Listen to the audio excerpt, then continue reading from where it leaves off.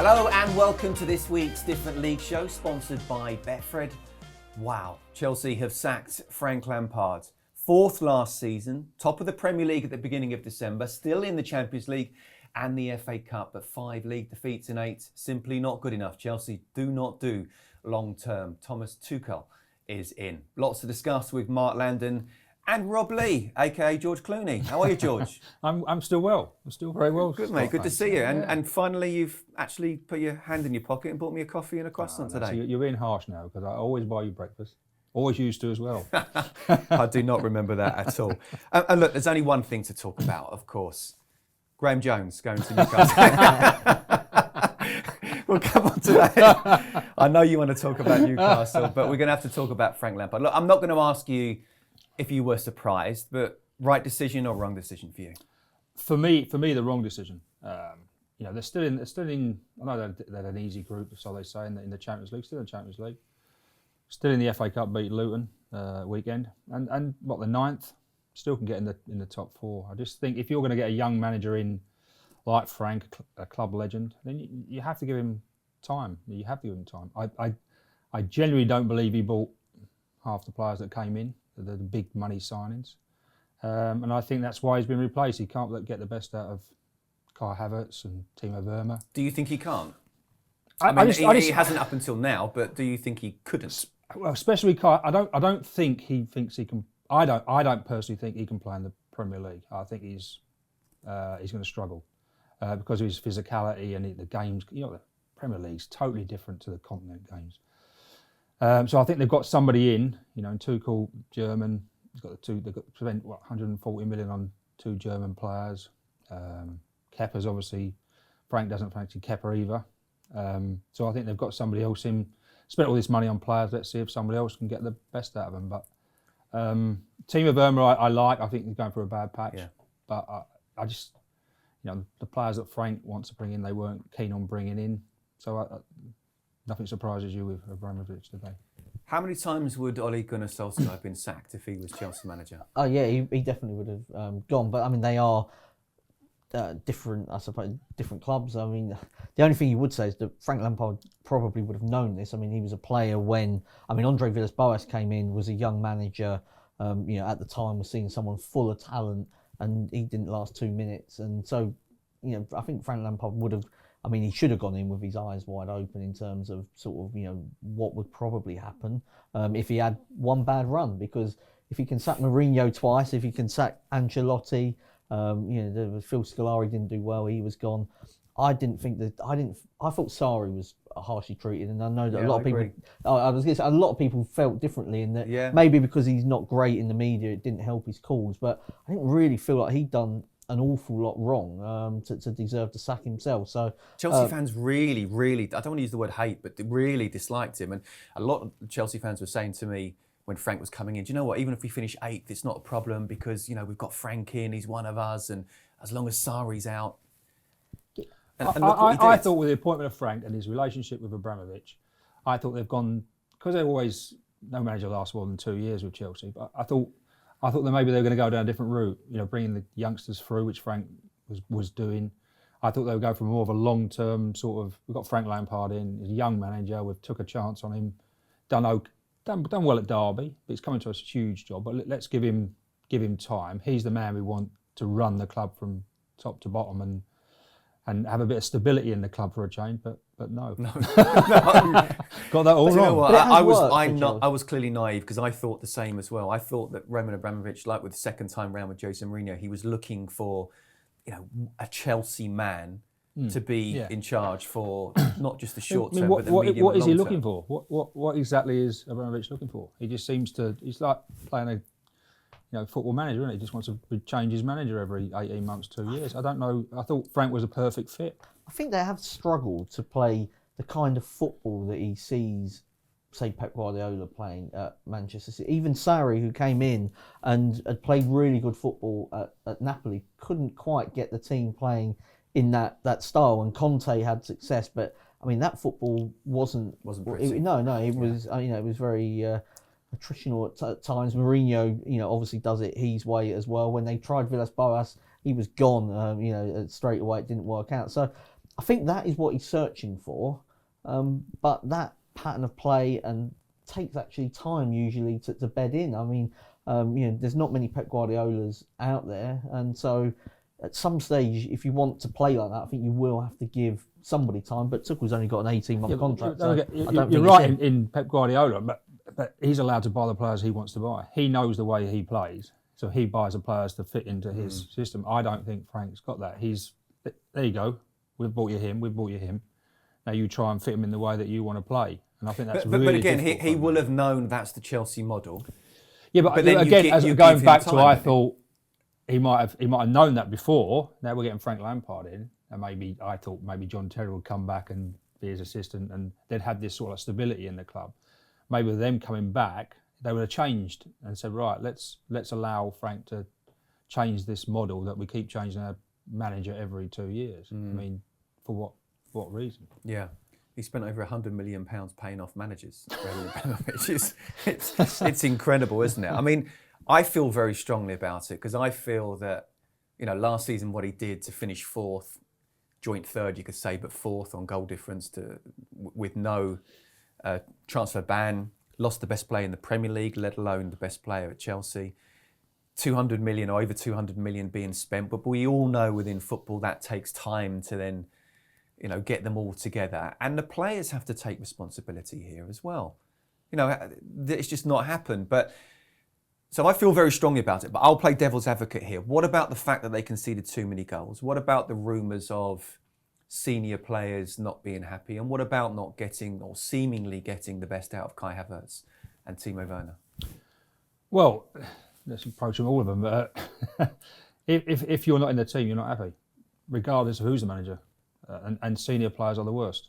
You've been one, I've been one. If you're not playing, you were terrible. And he's bringing youngsters through, I'm not happy. I'm not going to be happy, and I'd be disappointed if a senior player was happy, because everybody surely wants to play the football. So it doesn't matter who's manager, they're going to have the same problem. And Frank was trying, as we know, he was trying to bring young players through, and Mason Mount's been, I think, outstanding. Tammy Abraham's made a very good impact. I think he gets a rough deal, Tammy Abrahams. I think he's always a doesn't score enough goals. But he's always a menace. He's always done well at Villa. He's always scored goals. So, and again, I'll go back to the fact that can you get the best out of a guy? If he doesn't buy him and he doesn't fancy him as a player, and he doesn't think he can do what he wants him to do, then Frank's on a hard into nothing. And it's not just Frank. I think it's in the old days when I was at Newcastle, Keegan bought the players. Pep Guardiola, he buys the players. He's got his way of playing. They trust him. You go and get the players. I think when you're trying to fit round pegs in square holes, because the chairman or the owners bought a player for you and bought that player, and now you've got to fit him in. And if you don't fancy that player, you know what it's like. If you don't fancy that player, and he's not playing well, it's not as though he's ripping the Premier League up, is it? And Timo Werner's not on a rate highly. He's not ripping the Premier League up. So Franks can't just keep playing them and keep playing them and keep playing them. If Kai Havertz was playing well, he'd be playing. He's not playing well. I think in terms of Havertz, he would probably say he hasn't really played in his best position too often. But I think Frank Lampard wants to play that 4-3-3, and so what is his best position? Well, I think he's a 10. I think, and sort of but he's being asked. He's played off the right at times. He's played off the right. He has played the 10 in a 4-2-3-1, but yeah, recently it's been 4-3-3. It's been in that 4-3-3, and that I'm not. Then the team looks exposed really defensively, and against Leicester just popped it around them. So I think Kante's not been the player, has he? No, he hasn't. Normally does the job of two. I thought. I mean, if you were saying, could he have tried different things? Could he have tried three at the back, for instance, and tried to stem the flow of goals against? I think you've got Chilwell and Reece James would be fantastic wing backs. Then the problem is that you've got the wingers in Pulisic and Ziyech that they've already bought. So it's not easy, but if you're Chelsea manager and you're ninth, Abramovich sacks you. That's just what he's done it to just all of them, doesn't he? I thought the statement was quite harsh, where they sort of said we saw no way forward. That in a sort of a season that's been hit by the pandemic to such an extent where they're not really training properly, I think it was difficult. And where everybody's had a bad run. Yeah, everybody. They have. But I mean, at Chelsea, you get sacked if you're ninth, and that's just the way it is. And it will be the same for Thomas Tuchel as well. Yeah, nothing will change. So what are we thinking about Thomas Tuchel then? Well, again, I think obviously the jury's out on him. I think he's been brought in solely, as I said before, for them players to see if he can get them playing. But as you say, if Kai Havertz is a 10, he has to play a 10.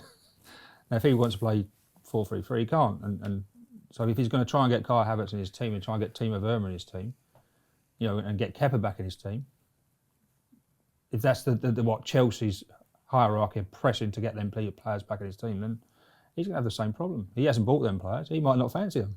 I don't know. If Kai Havertz plays badly every time he puts him in, he's going to drag him out. Otherwise, his job's on the line. He's a strong character, isn't he? He is. I mean, he left Dortmund and Paris Saint-Germain after bust-ups with his bosses.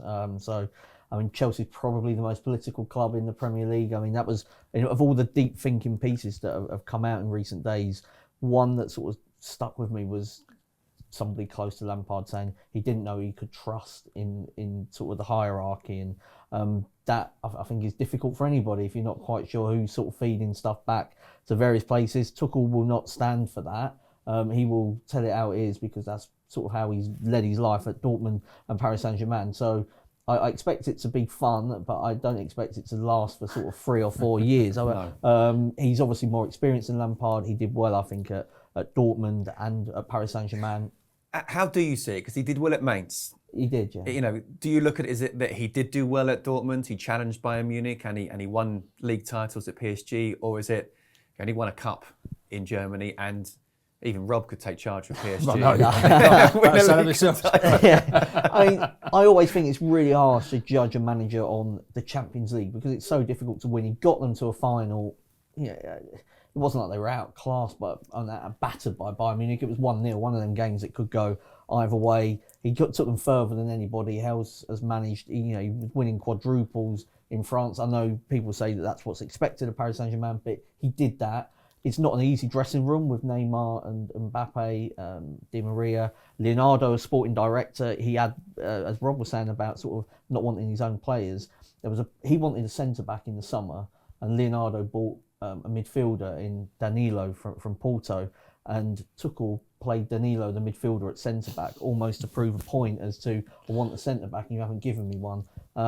And so he will, I think, it'll be interesting. There's only one winner there, isn't there? It's going to be very fun, I think. Abramovich. It'll be very fun at Chelsea because he is, I think, ultimately an entertaining coach that will want to play that kind of, the way that the German coaches have been kind of brought through from his generation of, to win the ball back and to play high energy football. He's probably not as sort of wedded to one system as, say, Klopp is. I think he's a bit more tactically sort of flexible than, I'm playing 4-3-3 this game and every other game. So is it fair to say he's kind of almost a mixture of Pep and Klopp?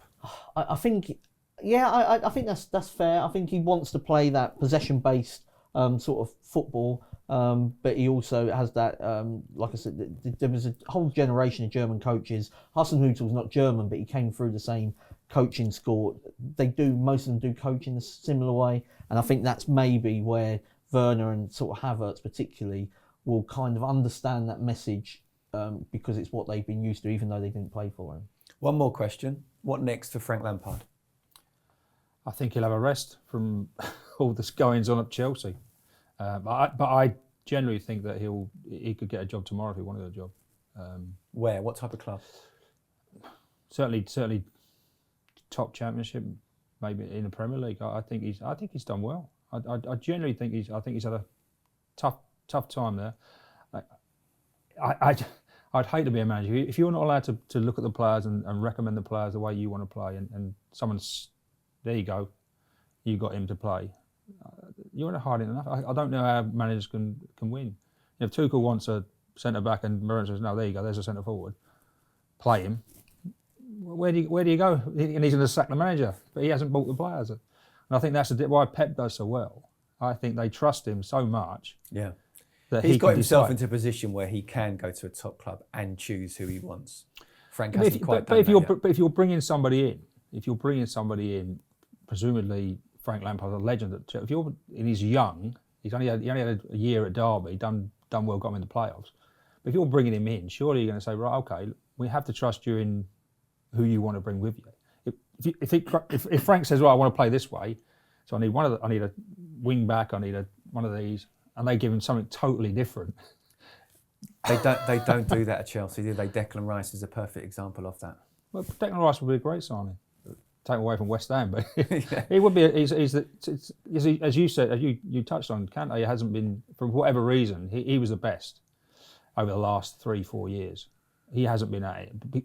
Injuries, whatever, he's getting a bit older, but Declan Rice is as good as anyone I've seen doing that. We could talk for hours about this, but we'd better move on, otherwise the show will be a couple of hours at least. Look, let's go on to this week's social section where we take a look at some of the funny things that have happened across the week. First up, have a look at this, guys, the Milan derby. Zlatan opening the scoring, Lukaku and Zlatan squaring up, Zlatan sent off, Lukaku equalising, Eriksen scoring a 97th minute winner. The Milan derby had it all. It did, didn't it, Mark? It really did, yeah. I was watching the game. The Ibrahimovic and Lukaku squared up for a good minute and a half. It was incredible, really, to see. They were both booked. A lot of sort of year 7, year 8 insults flying around, mainly from Ibrahimovic. And he'd done his homework, hadn't he? Yeah. I mean, he referenced the voodoo story that Mashiri, the Everton owner, had said that's why he left Everton. I mean, I'm pretty sure he left Everton because Manchester United were much better than Everton. But so he referenced that. He had all sorts up his locker. Insulting Lukaku's mum as well. Lukaku had the last laugh because Ibrahimovic was sent off, not for that incident, for an incident later on. Lukaku, as you say, scored a penalty, and he's in the semi-final and Ibra's not. Listen, I think if you're going to square up to Zlatan, then he's got so many put downs up his sleeve, and I mean, well, he has, but physically he's jiu-jitsu or yeah, something exactly, like that. yeah. I mean, we don't condone violence, but who's the winner there? Well, I mean, Lukaku's a big guy, isn't he? But I just wouldn't. He's got everything to back it up as well, isn't he? He's sort of like wherever he goes, and if you put Zlatan down with the biggest put down, he would brush it off like that and come back with a What else can you tell me about the game? I'd say Eriksen's goal was really, he's somebody that's been in the doldrums for sort of the end of his time at Tottenham and then all of his time at Inter, really. To see him score such an important goal with 98th minute curling free kick into the top corner, something that had become his trademark early on in his time at Tottenham. Afterwards, I don't know if this is going to be music to his ears, probably not. Afterwards, Conte said you're not leaving, so he's going to spend another 4 or 5 months on the bench, probably. Maybe it's a kickstart for his career, but there's rumours that he was going to come back to a few English clubs. Leicester was mentioned, wasn't it? And we'll wait and see on that one. Fikayo Tomori's debut as well. Interesting. Yeah, hopefully he does well. Yeah. Okay, let's move on to the next one, shall we? And I've got it here. Oh no. Somebody's only gone and benched Thomas Tuchel in their fantasy football team. 2 goals against Palace, 7 from midfield this season. He's West Ham's top scorer. He's unbelievable. And if I'm genuinely honest, I hadn't heard of him when boys brought him in. When I watch West Ham play, I hardly see him. He just seems to do everything well, but nothing great. And then it's a horrible habit to have when you're getting the box at the right time and you score goals. A midfielder who doesn't do much can be quite lazy, although Souček's not quite lazy. Playing central midfield, but can score goals for fun. I don't know where you're going with this. I don't know who I'm thinking of there. It's a horrible habit. Well, I've been saying before, I mean, you don't get midfield players that get in the box and, they all come from the academy, so they all want to play, they want to get their touches in and get their stats up, I presume. But what Souček does, he runs forward and he gets in the box and he gets there at the right time. Yeah, and he gets goals. Goals win games. Moyes knew about him beforehand? He did, yeah. I mean, I was speaking to somebody just before the show started, and he said that Moyes was adamant that he wanted one of the players he really pushed for, and he was able to demonstrate to the powers that be at West Ham exactly what he was going to do for the team, how he was going to do it, and why he was such a bargain. And you have to say, I mean, I think only Bruno Fernandes, in terms of midfielders, has scored more goals in the Premier League since they both come, which is incredible when you think Fernandes is A, one of the best players in the Premier League, and B, is on pens as well. So for Souček to be sort of next best, very, very impressive. We'll come on to West Ham a little bit later on, but do not bench Thomas Tuchel.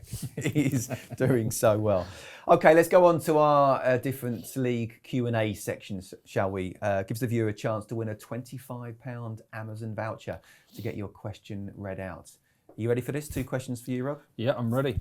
Really good ones as well, actually. Craig Osborne, 5-a-side team from all the players you played with at Newcastle. Wow. Wow.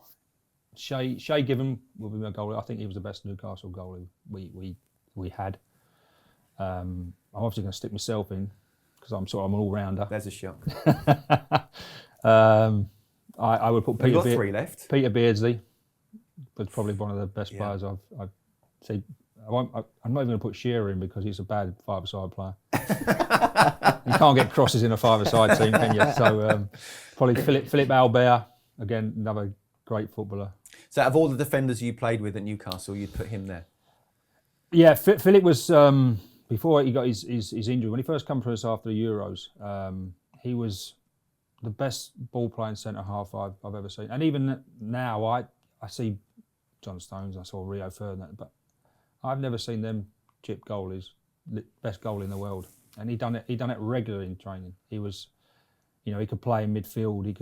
His left foot was one. He was quick before his injury, and he was 6'4", 6'5". Yeah. So I think he was as good as I ever saw as a ball playing centre half. Yeah. Okay, I'll make it.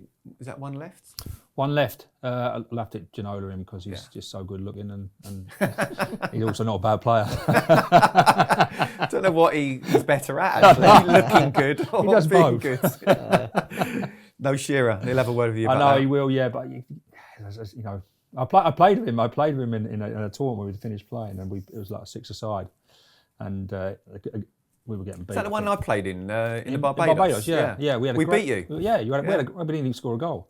We had a great team, and I just remember him coming off at half time. But admittedly, we'd had a few drinks before the game, and he came off at half time and said, "Not one of you's got a crossing yet."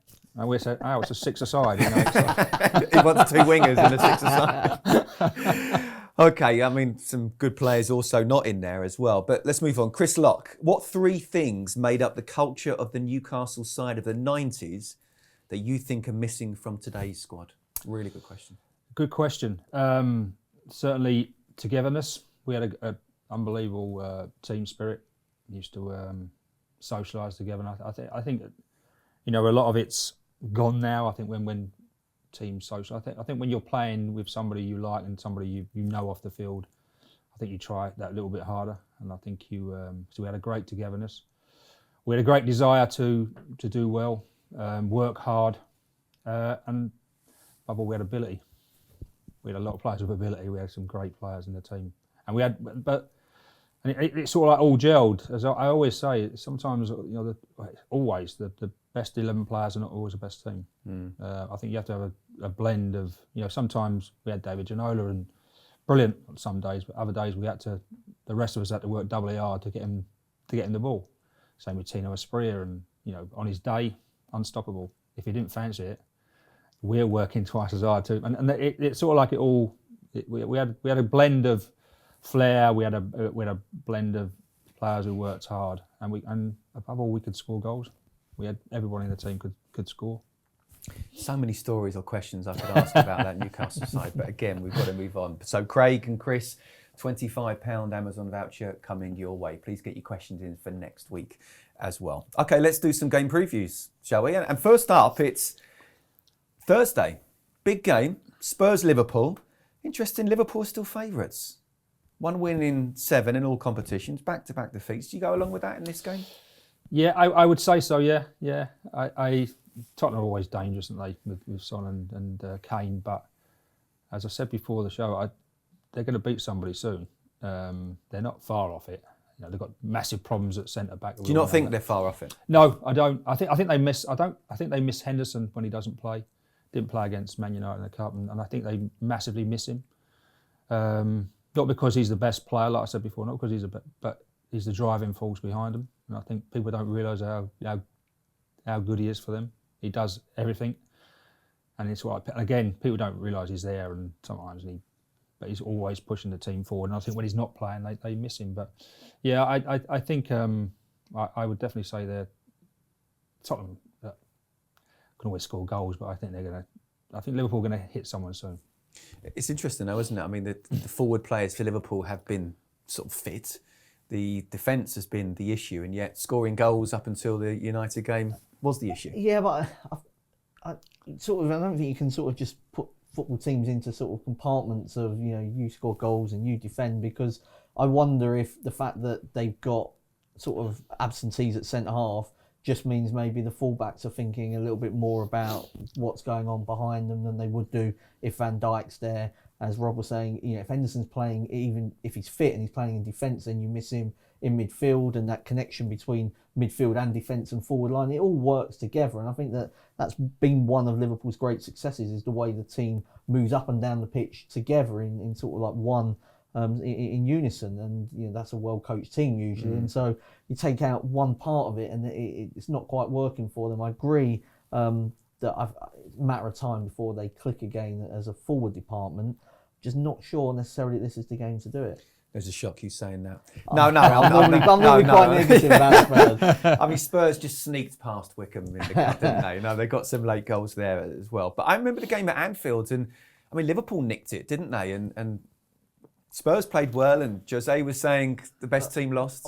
I mean, I think he was pushing it when he said the best team lost, but certainly Bergwijn missed two really big chances at Anfield, and Kane with a header inside the 6-yard box that he normally scores. So, I mean, Tottenham created probably more chances than they would have expected to have done in that game. It wasn't a case, I don't think, of the best. They played very different football, and I felt, given Liverpool sort of possession in that game, that they deserved to win, but they had fans at Anfield that night, and they were in better form than they are now. Jose playing mind games? That's a strange thing.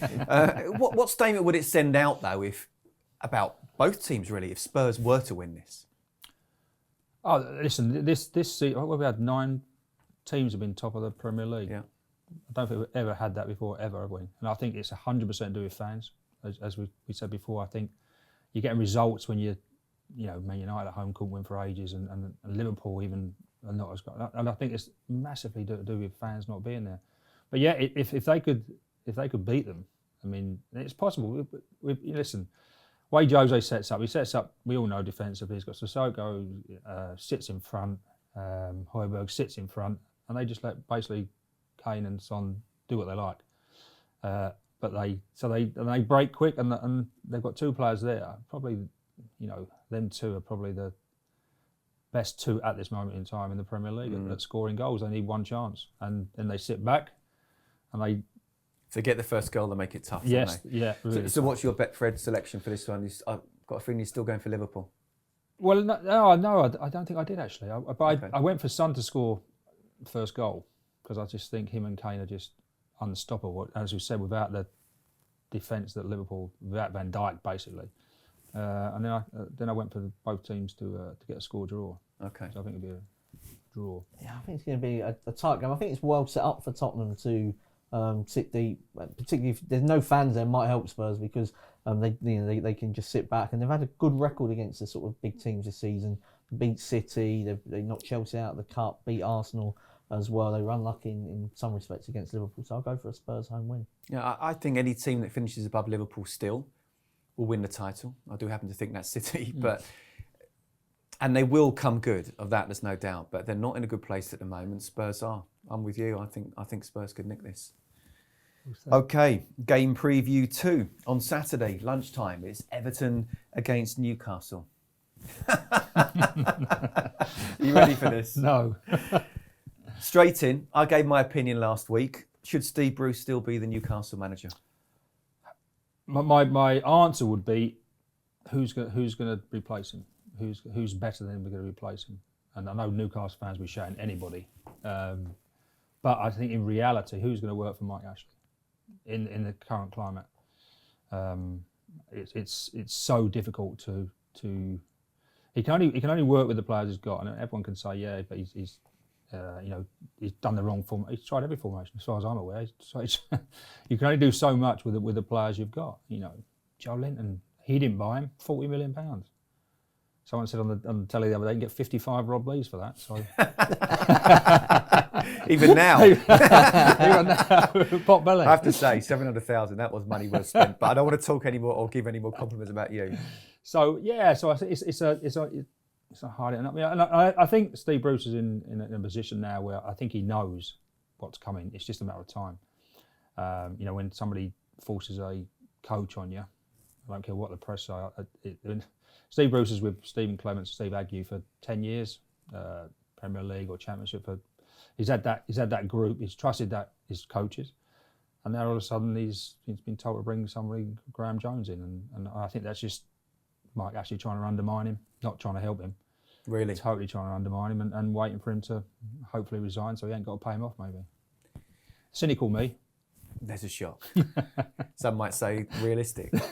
I blame you though. Oh, really? Yeah, you, Asprilla, Celez, that Ginola, that fantastic team. Newcastle, I mean, that was the most exciting time in Newcastle's history. Newcastle fans will be saying, but it's the football. We don't necessarily expect trophies or winning week in, week out. We want to see good football. Can Steve Bruce play good football with the players he's got? No. I think that the straight answer is no. I think he's tried every single formation. You can only, as we say, you can only play good football. You get good players, and for whatever reason, they're not playing well. Whether it's a case of, for instance, Ryan Fraser, we brought him in from Bournemouth. He hardly played a game. Whether it's because he's injured or whether it's because they haven't played the formation that he wants to play in. Matt Ritchie, probably best cross at the club, rarely plays. If he plays left back. Was that not then down to Steve? Well, it is, but maybe I generally don't think he knows.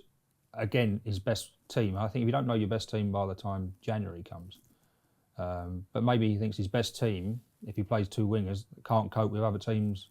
He said he has not been able to pick his best team for one reason or another. Yeah, which would be maybe a fair comment. I don't know. Would his best team, how he wants to play, would you be able to cope with other teams? Like if you're playing two wingers against Manchester City or Arsenal, you're going to get battered. With the midfield players we've got.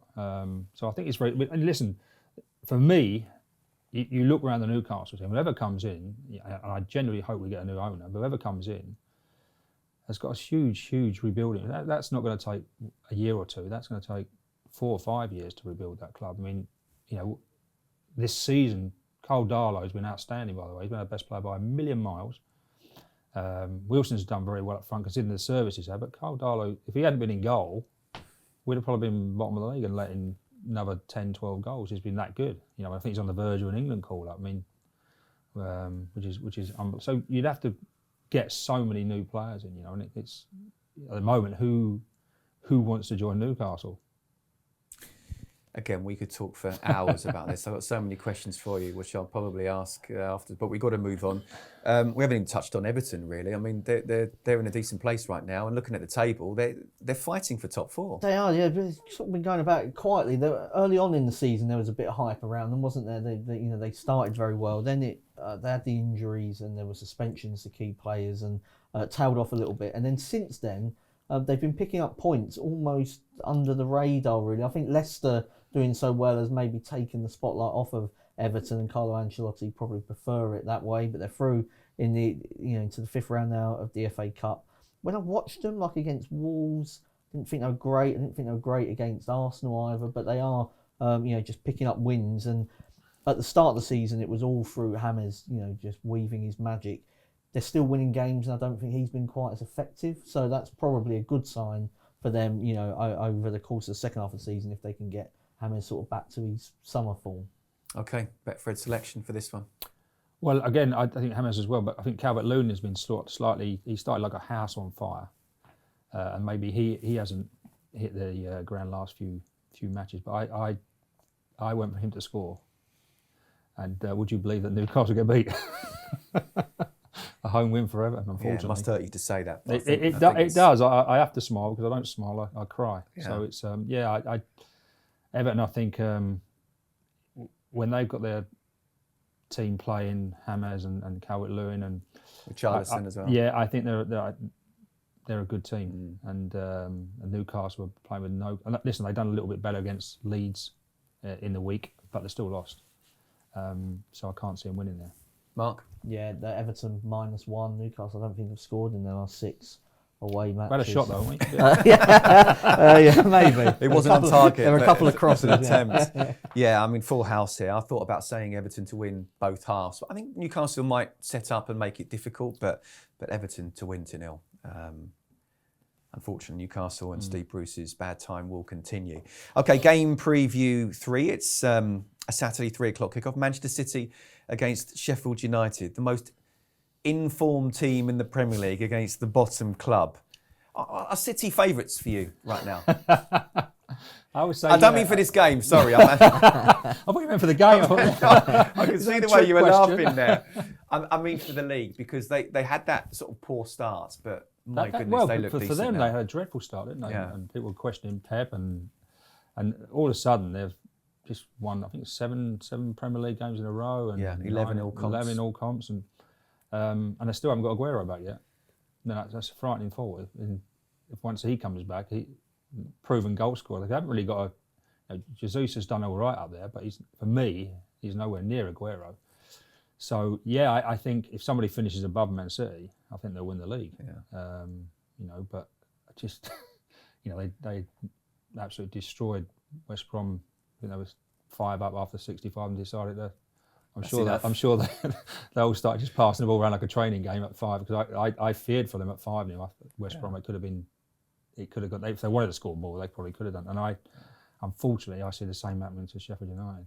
It's interesting, isn't it, that to sort of get out of that initial slump, they've made sure defensively they've been very strong. But now, again, it looks like they are scoring down the other end. Yeah, I mean, I think that's one of the misconceptions about Pep Guardiola, is he's sort of obsessed with attack. I think he's obsessed with control and controlling matches, and he's spoken many times about one of the reasons he likes possession is because if he's got the ball, the other team can't score against you, and so that's the way he and so that's the way he coaches. And I think he realised after the Tottenham game, when they got hit on the counter attack, that was when Laporte sort of came out of the team. Since then, they've conceded 2 goals in the Premier League. One of them was an own goal against West Brom. The other one was that Chelsea consolation that was, it was right at the end of the game that they were already 3-0 up in. So they're not conceding many chances whatsoever, and he's got complete control of the sort of midfield and forward areas without playing the striker. Gundogan pops up there. De Bruyne was injured, but he was doing that. Bernardo Silva's getting back to something like his best. Phil Foden playing exceptionally well. This is not the game you want, I think, if you're Chris Wilder. 5-0 against West Brom with no De Bruyne as well. It's incredible. And Sheffield United, are they down, or can they survive? No, I think they're down. Unfortunately, I like Chris Wilder, and I think what he done last season was to get them in there and how they played last season. But I think it's always the second season you're in there. Premier League managers suss you out. And I think he's bought some forward players, and it's all about scoring goals. I mean, he knows that. We all know that. If you can't score, you can't win the game. Again, it's budget, isn't it? As we talked about Newcastle, they haven't got the wages and they haven't got the money to exactly. buy It's difficult, I would season. say, but they spend 30 million on the young lad from Liverpool. Ryan Brewster, Ryan Brewster. 20 million, Yeah, isn't it? I mean, Brewster and million. the goalkeeper was sort of the best part of 40 million for Ramsdale and Brewster. Can't you spend 40 million on trying to get a proven Premier League goal scorer? That's what I would say. I would always, especially, you just need goals. Whoever survives down there has got something. Newcastle will survive because Callum Wilson can score goals. Yeah, Sheffield United, I mean, they play Manchester United, then Manchester City. It is 10 goals in 19 games as we speak. Yeah, I mean, and they've got injuries. Last season, you could reel off their 1 to 11. It barely changed, and everybody knew how they were playing, and that continuity that had, really started in League One, Championship, in Premier League. Now they're having to change the team around every game, and they look way off it though. Against Spurs, it was a really easy 3-1 for Tottenham, and I think the lack of crowd also impacts on them maybe more than some others. Definitely, confidence is a major thing as well. Yeah. Talk about only 10 goals. Only Burnley have scored only 10 as well, but it's about getting it right at both ends. And if you're not scoring, okay, Betfred selection for this one. I went for over 5 goals. Would you believe? Don't know which way. Well, I do. Sheffield United not getting many of them. No, I can see if Man City score early, which I think they will, then you're on a hard into nothing. Could get Messi again. I'm going. Hopefully, there's loads and loads of goals. I'm going for João Cancelo to score a goal for City. I mean, he's playing nominally as a right back, but I mean, he scored against West Brom. He's virtually playing in sort of midfield at the moment, and probably been City's best player outside of De Bruyne. Yeah, I really like him. Really bombs on. Not a great bet, but I'm going City to win both halves. It's difficult to say. Sometimes you think when they play the teams they should be hammering and they win 2-0 or maybe 3-0. But this could be a 5-0, I understand. But I think City to win both halves is pretty much going to happen. Game preview 4. The Saturday afternoon kickoff. Arsenal against Manchester United. Now, we don't know the score of the United against Sheffield United as we speak, but we know that Arsenal won at Southampton. Let's assume that United won, so they're top at the moment. Can you believe that? Did you see that happening 10, 15 games ago? No. I saw Ole Gunnar Solskjaer doing a Frank Lampard and being sacked, but to be fair to Man United, they've stuck with him. And I think now they look like a team. He seems to have found his best team. I think he was searching for his best team. He's managed to get Pogba in, which I think he struggled to, whether because Pogba didn't want to do what he wanted him to do, or whether it just couldn't fit him in the system. I think he was trying desperately to get Pogba and Fernandes in the same team, and Rashford, and I think he's now got this. I think Luke Shaw has been one of their best players. I think he's for me, he's the best left back in England at the minute. I think he's been outstanding. Yeah, I think they look like he's got the right blend, and they break so quick. They are so quick, and I think Rashford is probably one of the, if not the best young player I've seen and does it consistently. You know, young players burst onto the scene, and you see him, and he just, not only is he good off the field, he's very, very good on the field. He's taken a lot of responsibility both on and off the pitch, isn't he? I mean, I say if United beat Sheffield United, they'll be top, but then City will still have a game in hand. You were part of, what is the most, probably the exciting Newcastle side ever. Everyone kind of, outside of Manchester United, wanted you to win the title. Why didn't you? I'm guessing it was a kind of a mentality thing, you not knowing about it. And what about this United team as well? Do you feel that they do have the mentality to be not just title challengers, but go on to win it? Yeah, I think when we were sort of like, we were going against Man United, and Keegan always said that the hardest trophy to win is the first trophy. And we found that. We couldn't get across that. We'd forward at every line. And then we had, bar Peter Beardsley, we had no one had won, the Premier League or a league. Or cup, so we were very, very naive in how we played, and Keegan was probably naive. We just continued to do what we wanted to do, which was basically attack teams, and we got caught out quite a lot in a lot of high scoring games. But I think Man United have got sort of like they can still. They've got players that have done it. They've won stuff.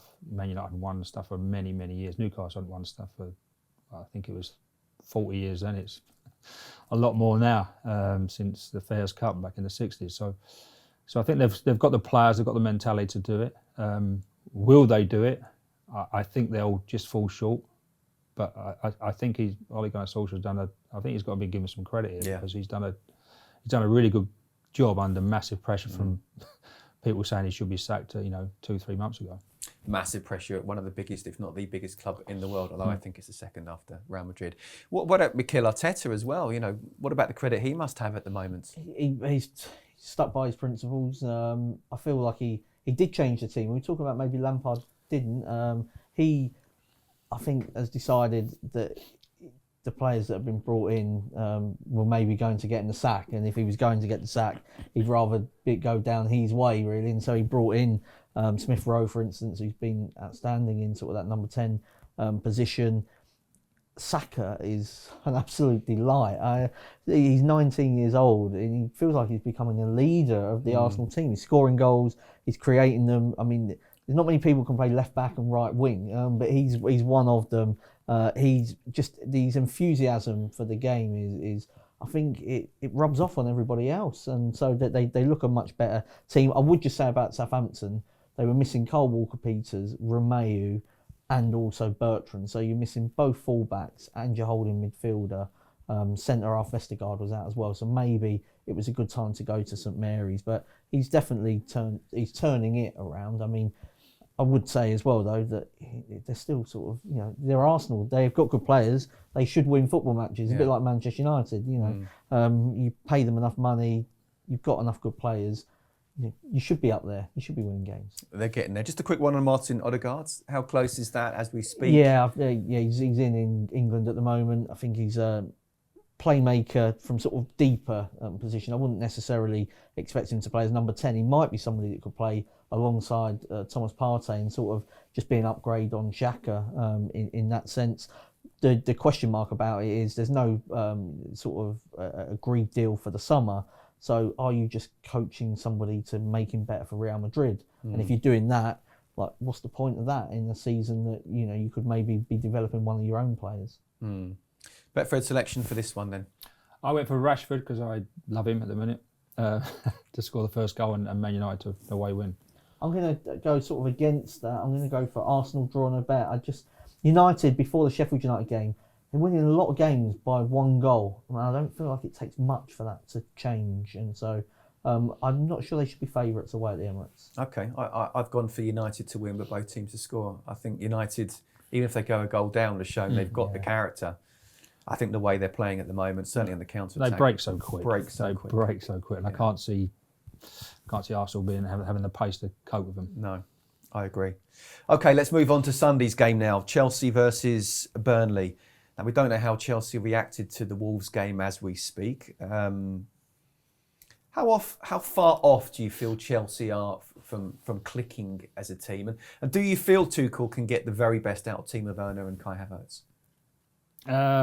Good question.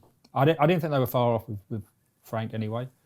So they've got good players. And if he can get them playing, and he plays a different way to maybe that Frank's doing, he can get them playing.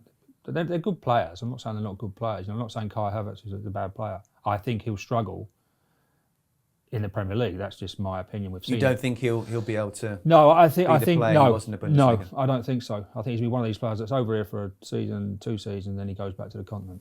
Timo Werner, I think, is a different ball game. I think he's got that pace, and I think once at the moment he can't buy a goal, can he? They gave him the penalty against Luton, he still missed it. So he's down on his luck, and his confidence has gone. But if he can get him playing, he's I spoke about him the last time I was on it.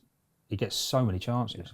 So yeah, listen, he's got a good player. So we'll soon see if he's a good manager. Yeah, I agree about Timo Werner. It's interesting, this one, isn't it? Because Burnley had that unbelievable result at Liverpool. Probably, I know he's taking charge against Wolves. The Burnley game is not a nice one to start off with because you're expected to win, but they nearly always make it horrible for whoever you play against. And Dyche has got Burnley playing exactly the way that he couldn't at the start of the season. Had injuries, didn't they? And Me was missing, and that was big, sort of not being able to get that Tarkowski and Me sort of partnership going. They're just a horrible team. I think to play against, what was it Pep Guardiola said, it's like going to the dentist when you play them. Yeah, so I think if you score early, it can be it's a nice game because they haven't got that much up front and you're in control. But as the minutes tick by and you still haven't scored and there's no space to kind of create, you can just see the panic set in amongst a number of big teams. So, and Pope's a really good goalkeeper as well. So, not an easy game for Chelsea. One you'd expect them to win, but not easy. We said that about Liverpool, didn't we, against Burnley? We did, yeah. And that's spot on. If you more the minutes go on that you haven't scored against Burnley, the harder it gets, and the more you push forward to try and get the goal, and then it leaves space for Burnley. They got a few players up front in Wood and that who can score. If you give them a chance, crosses coming in. Chelsea won't like big crosses coming into them, to their big players up front. So it's always a chance. But I expect Chelsea to win. Okay, so Betfred selection. Yeah, Abraham and Chelsea. That was mine. I'm going for Chelsea to win and under 3.5 goals. Only once in the last 15 matches of Burnley in the Premier League had a game that had more than 3 goals in it. That was when they got beat 5-0 at City. I don't think they'll get beat 5. No, I'm with you. I think Burnley will make it very, very tough, but I fancy Chelsea to win 2-0, and I I can easily see him in just the one goal as well, but Chelsea to come away with all 3 points. Okay, good game this one on Sunday. West Ham versus Liverpool. Now, we've spoken earlier about Spurs-Liverpool. What about West Ham-Liverpool? I mean, Champions League place as we speak. Doing well, aren't they? Unbelievable, Doing isn't it? so well. I think, again, it's another manager in David Moyes who people ridiculed and I think it was harsh when he was there before, and he kept, his remit was to keep West Ham in the Premier League, which he did. And then they got rid of him, replaced him, and they've brought him back in, and I think they've got a bit more confidence in him, and I mean, they look a good team. They look like they can score, and they don't look many goals in. So he's, David Moyes has always been a good manager. People can say, well, he went to Man United, but anybody would struggle at Man United following Alex Ferguson. So that's probably the blip, but he has his teams organised. He's got players that can score goals, and they look, with Dawson playing there. I think it's come with Dawson coming in and playing at the back that they've let a lot less goals in, and he got a very good goalie as well. So, do the owners need to tie David Moyes down? I don't feel. It's not really going anywhere. No, he's not. He's just not one of those that the sort of big six are going to go after. He's just not that name. He had the opportunity at Manchester United, didn't work out. He's not going to get another one. And West Ham are in that next sort of level, really, and it can be a nice job to have, because I think the owners have been pretty loyal. Apart from Moyes, actually, they've been pretty loyal and sort of stuck by managers even when they were at Birmingham as well. So he can now sort of build another Everton type sort of thing where.